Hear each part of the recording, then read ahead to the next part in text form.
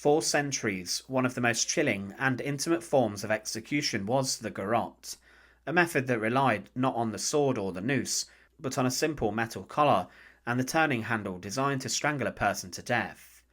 It was used throughout Europe and its colonies, especially in Spain, where it became the official method of execution for over a century. Though seemingly primitive, the garrote was once considered a more civilized and efficient way to kill, a cold reflection of how societies tried to sanitize death. The garrote, from the Spanish word garrote, meaning stick or club, originally referred to any form of strangulation using a cord or twisted cloth. In medieval times, it was often used as an assassination tool, a way to silently kill an enemy or traitor. But by the 18th and 19th centuries, it evolved into a mechanical execution device used by states.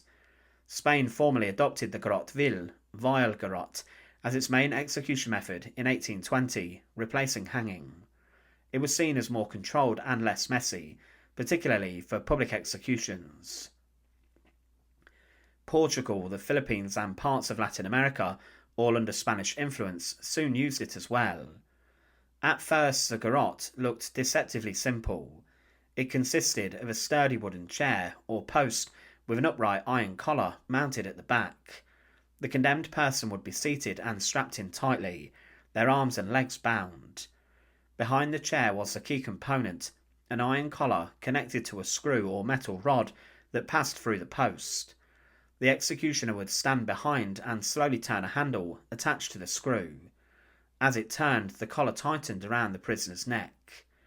In early versions, this slow pressure would cause asphyxiation. The person would die from suffocation or a crushed windpipe. Later designs added a sharp metal spike or bolt inside the collar that pressed into the neck or spine when the handle was turned, often breaking the cervical vertebrae instantly. This was intended to make death faster and less agonizing, though in reality, many executions went horribly wrong. Executions by garrote were often very public spectacles. The condemned would be led to the scaffold dressed in black, sometimes accompanied by a priest. The crowd watched in eerie silence as the prisoner was seated, their head forced into the iron ring.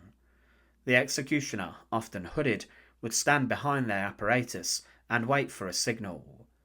Once given, he would turn the handle, sometimes quickly, sometimes slowly, depending on the design and intent. If the spike struck correctly, the neck would break immediately, causing near instant death. But if it missed or jammed, the victim could suffer for several minutes, gasping and twitching as the screw crushed their throat. Eyewitnesses from 19th century Spain described how the condemned's face would turn blue, eyes bulging, tongue protruding, a grim sight that left a deep impression on spectators.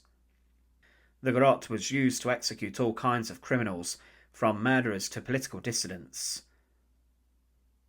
One of the most infamous executions took place in 1892, when José Rizal, the national hero of the Philippines, was originally sentenced to death by garrote, though his sentence was later changed to firing squad. Spain's final use of the garrote came shockingly late, 1974, when Salvador Puig Antich, a young anarchist, was executed under dictator Francisco Franco. His execution was botched, the screw jammed, and he struggled for several agonizing minutes before dying. It sparked international outrage and became one of the defining symbols of Franco's brutality. The garrote remained legal in Spain until 1978, when capital punishment was abolished following Franco's death. Today, the original devices can still be found in museums, rusted, silent, and haunting reminders of a darker time. What makes the garrote so disturbing is its intimacy. Unlike the guillotine or the firing squad, it required the executioner to stand directly behind the condemned, turning the handle by hand. Each turn was deliberate, each click of the screw was one step closer to death. For those who witnessed it, the garrote was not just an execution. It was a mechanical ritual of strangulation, carried out in the name of justice. And while it is now a relic of the past, its cruel efficiency continues to symbolise how far societies once went to control life and death with iron precision. Thanks for watching. To support our channel, please make sure to subscribe, and once again, Thank you so much for watching.